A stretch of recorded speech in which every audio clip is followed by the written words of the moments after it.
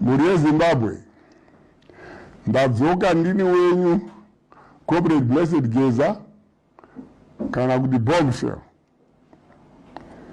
Takakutaurira kuti tiri varume veaction. Action matoiona yatotanga. Hatisi kudzokera kumashure. Right? Imwe zvikananda nemapolitical criminals.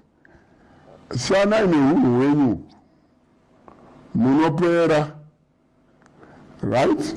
Shanai nehunhu hwenyu. Right? Iri ndo rinonzi game redu manje. Right? Rokudya nemi zvatunzwa. Saka povo yeZimbabwe mazvionera. Ngatichisakanai muhwandu hwedu musi wa31 tichipedzisa basa tiri pamwe chete takabatana.